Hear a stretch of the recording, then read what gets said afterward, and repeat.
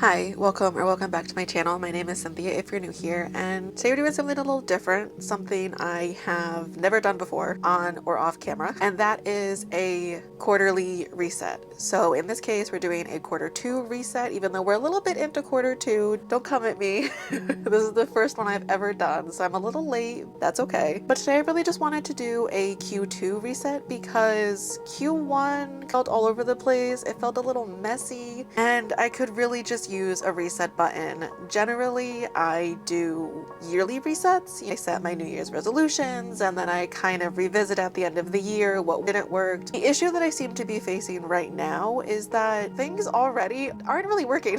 Things are already going wrong and I'm already falling off track with my goals. And so obviously whatever I'm doing, whatever I started in Q1 is just not working. So the plan is to revisit my goals. I have 3 big goals. I want to revisit those, figure out what's working, what's not working, and where to pivot. And then from there, not plan out the rest of Q2, but have a better understanding of how I want to go through the rest of Q2, revisit in Q3, and see how I did. See if I need to pivot again, or if what I'm doing is actually working and I might actually achieve a goal. So when it comes to my goals, there are 3 main goals that I'm currently focusing on, and they revolve around my health, my content, and my finances. I don't really like to talk about finances too much, which I'll get into later. So when it comes to health, there are another big three within health, and that is exercising, my mental health, and just eating better than I currently do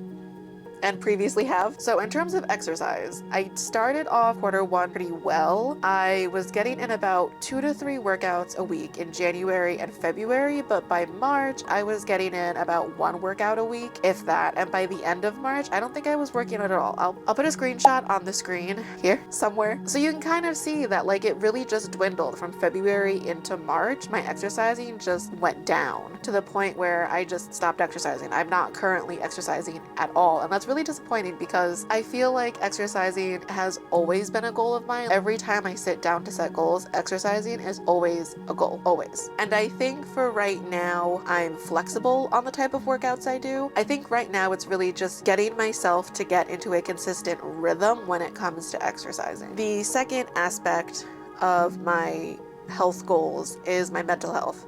I can be as healthy as I want physically, but if I'm not healthy mentally, nothing in my life is getting done. Nothing. And I've tried a lot of things. I've tried meditating, I've tried journaling, I've tried therapy. I haven't been to therapy in a while, but I have tried therapy. And I find that of a lot of the things that I've tried, meditation is by far the most helpful when it comes to my anxiety and de-stressing and really just kind of helping me to put things into focus, so to speak.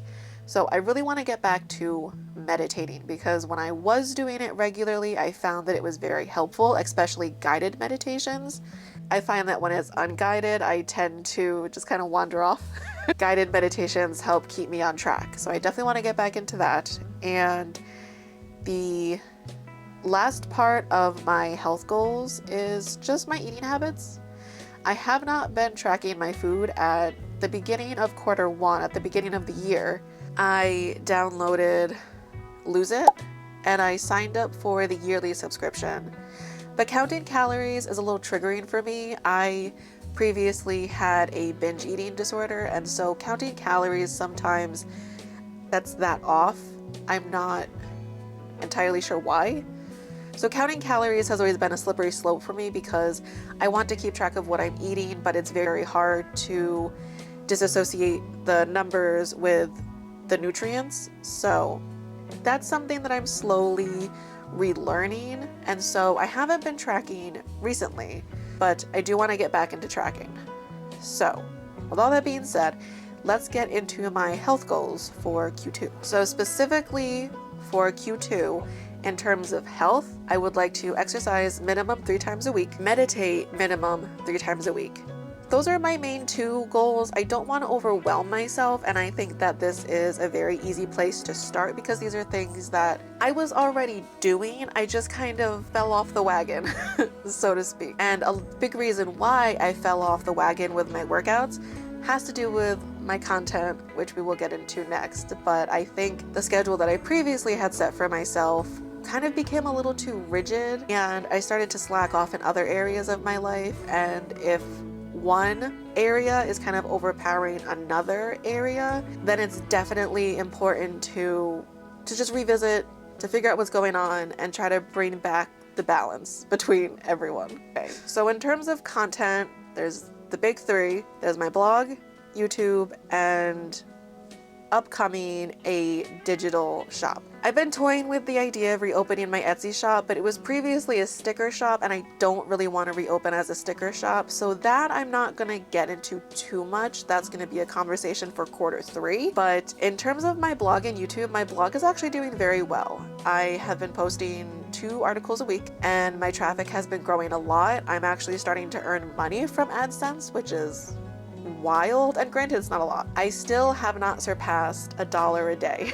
So we're not rolling around in the big leagues yet, but my blog is doing very well. I'm very happy with the growth that I'm seeing on my blog. I have no complaints there. So in terms of blog, keep doing what I'm doing because it's working. I think the area within my content that I need to pivot with is YouTube. So before I even started my channel, I did a ton of research, and everyone everywhere says you have to be consistent. You should pick a regular uploading schedule and stick to it as well as you can. And so when I first started my channel, I was uploading on Sundays, but then I realized that Sundays didn't really work for me, so I changed it to Fridays. But I realized the other day when I sat down and wrote my whole thing out for my quarterly review and for the reset part as well, was that I stopped working out because I was getting to a point where editing was a bigger priority than working out. And that just feels so misaligned. It feels so misaligned with my messaging, like to myself, because me putting editing before my exercising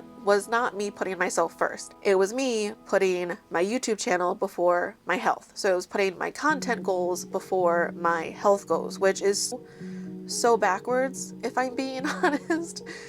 And I really didn't like that because it also started to make me feel that I just didn't have enough time, that I was getting home from work at 5 and then I'd do a workout and then I'd have dinner, and then by the time I sat down to edit, I just didn't have enough time to make sure that the video was not only ready but also like good as I could make it, because I'm still learning how to edit by Friday. And so it was kind of stressing me out.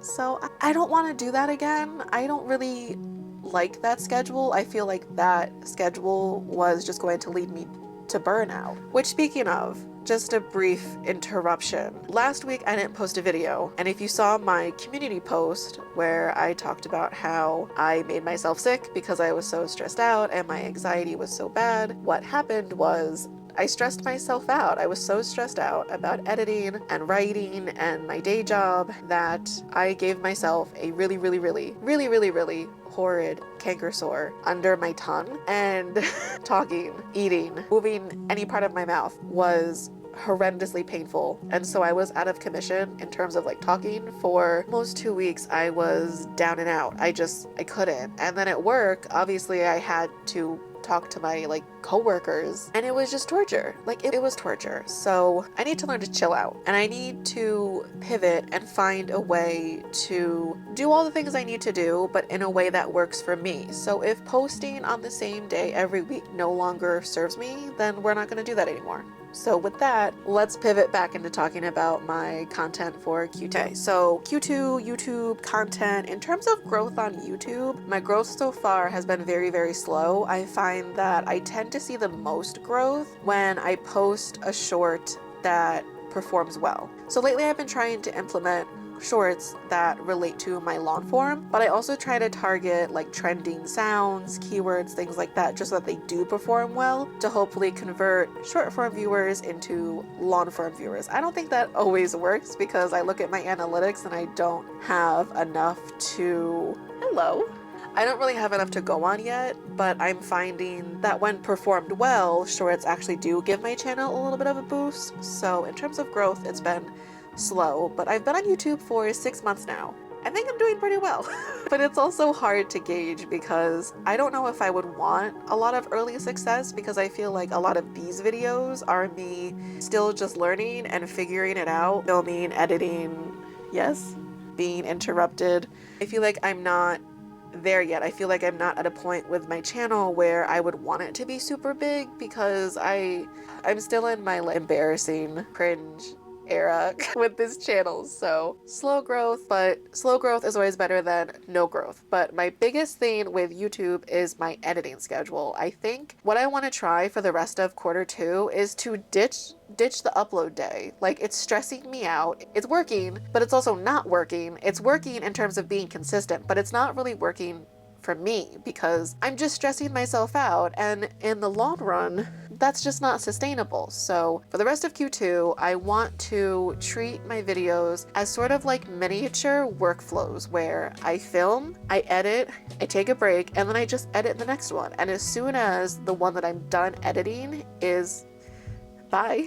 And as soon as the one that I'm done editing is, I'm happy with it, I've done the best that I can, it's ready to go, because I really don't take that long to edit. I take about 3 to 4 hours to edit. This video probably will take me a couple of days to edit, because aside from adding in like text and some graphics, music, I'm also gonna have to play with the lighting and editing, because this lighting is not it, and I know I do not look the best. But you know, after a few days, when I'm done editing, for example, this video, then I schedule it to go live the next day. Maybe like take that evening off, and then the next day begin editing the next like folder of footage that I have for the next video. And instead of looking at it as filming on the weekend, editing during the week, video live Friday, maybe we'll look at it as filming on the weekends, editing throughout the week, uploading the videos as they finish. I really hope that made sense. But long-winded explanation aside, the whole point is really just to find a way to manage everything without like driving myself into the ground. So really, when it comes to my content, the only place I'm pivoting is with my editing schedule, and with that, we're gonna ditch the set upload day, because I was also thinking about how I interact with YouTube as a viewer and the creators that I like, and a lot of the creators I watch actually don't have set schedules. They just post when they're done with editing, and they kind of like have the time, so to speak. I keep looking at him in the viewfinder, I'm sorry. He's just so cute. But it's kind of nice when I'm like on my lunch break, or I come home at the end of the day and I open YouTube and I see like, oh my God, Catherine posted, or Hannah posted, or you know, like this person posted. It's so nice to see their videos pop up on my feed. So I kind of also see it from that side as well. And I think from the creator standpoint, it's going to just make it a lot less stressful, because I wouldn't wish this canker sore on anyone. Last but not least, we have finance as the third pillar of my like goal setting. And I don't really talk a lot about finances. I grew up in a family where money was usually tight, and so we just didn't talk about money. When I look back, I don't know if that's because we didn't have money, so there wasn't much to talk about, or because it was a source of stress. And so rather than talking about it and getting into an argument, we just avoided it, because no one ever taught me about money. No one taught me about taxes. I made a lot of mistakes in my like teenage, early 20s when I like started like working, and I've had to learn a lot myself. And I'm about to be 31, and I'm still learning new things when it comes to finances. I'm still constantly budgeting, revisiting, rebudgeting. Finances are just a very complicated aspect of my life, and I really wish they weren't, but here we are. But in terms of finances and goals, I think for Q2, I really want to keep it simple, and I really would like to separate self-care and spending money, because I'm noticing Q1 into Q2, I have been treating myself a little bit too much. I don't want to be that person who's like, oh, well, if you stop buying your $5 lattes in the morning. Listen, okay, my $5 latte a couple times a week literally keeps me out of jail. So I'm just gonna get it, okay? Like, to be a functioning, decent person in society, I gotta do. See, you're distracting me so much. It's not time to eat yet. It's 3 o'clock. You have an hour. It's not time yet. He keeps distracting me. Anyway, bye. Anyway, so I really would like to find new ways to practice self-care without spending money. And the main ways recently that I've been treating myself have been by ordering through food delivery services, ordering myself sushi because I had a rough morning, or Friday night ordering in because I worked hard, I deserve it, which is not to say that I don't, but I'm just doing it too often. And it's very counterproductive to want to better my finances and then literally order in around every corner and spend all this money that I really shouldn't be spending. I feel like I've been rambling a lot, and if I have, I'm sorry. I feel like I also kept getting distracted by Ziggy. He's just sitting over there watching me. But all of this long-winded discussion about quarterly goals to say that I'm really glad I did this. Very enlightening. And I feel like doing it every quarter really gives me the advantage of seeing, almost not immediately, but like having some time to try things out and then being like, okay, is this not working? Do we need to pivot? Do we need to keep doing what we're doing? Because as you heard, not all aspects of my goals needed to be, kind of like rearranged. Like, my blog is doing great. So on my blog, if it's not broken, don't fix it. That's it. And even though the digital shop isn't something that I'm working on currently, I do want to start focusing more on that in Q3, because I am that person who is constantly like, oh, I wish I had done this like 2 years ago. So if I couldn't do it 2 years ago, the best next time to do it is now. But with that being said, goals for the rest of Q2, which we will revisit in the beginning of Q3, are to exercise at least 3 times a week, meditate at least 3 times a week, and ditch the upload day. So treating my videos like mini workflows where we just edit, upload, take a break, edit, upload, take a break, edit, upload, take a break, rinse and repeat. As well as cook more and order in less. I think treating myself on a Friday night to order in because I survived the week, I think is okay. But ordering in for myself on the weekend just because I deserve it, I think maybe we do something else. Maybe we spend a little extra time in bed. Maybe we spend a little more extra time reading. Maybe I make time to focus on some of the hobbies that I find enjoyable. I've really gotten back into clay. Maybe we try painting. I definitely think focusing on ways to practice self-care without spending a lot of money are a priority for my finances for Q2. Before I go, one other thing I did want to touch on in relation to meditating. I recently found this app called Medito. I think that's how you pronounce it. Medito. I'll put it on the screen. And it's a completely free app for meditation.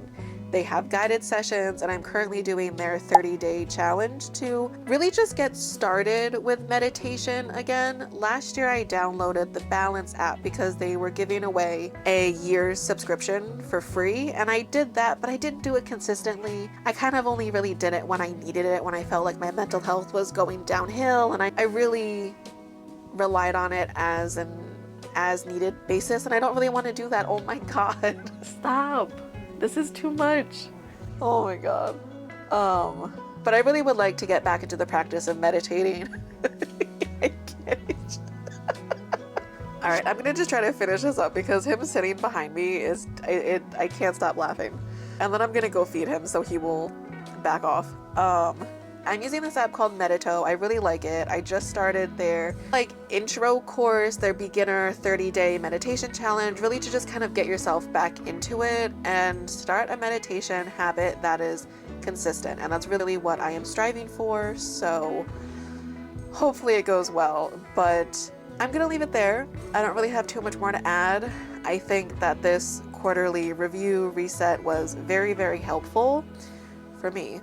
And I definitely think this is something that I want to implement every quarter, just looking at my goals, seeing what's working, pivoting around what is not working, and just really continually do my best to get to where I want to be. Because there's like this future version of myself, and I think about her all the time, and I'm just so ready to get there. I'm so tired of starting something, doing really well, and then falling off track. It's exhausting. And it's a very, very tiring way to try to achieve your goals.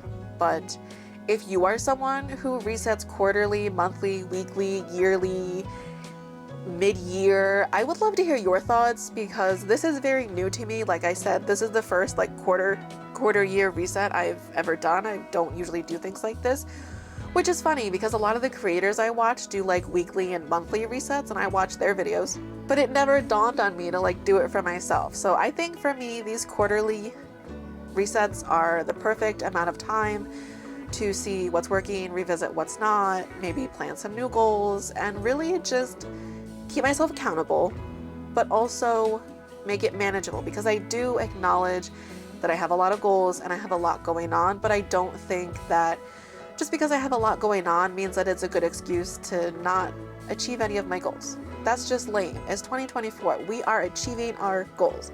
But yeah, I'd love to hear your thoughts in terms of like resets. How often do you do them? Or if you don't do them, I'd like to hear your thoughts, even that too, because for a long time, I didn't do them, and I kind of feel like I should have.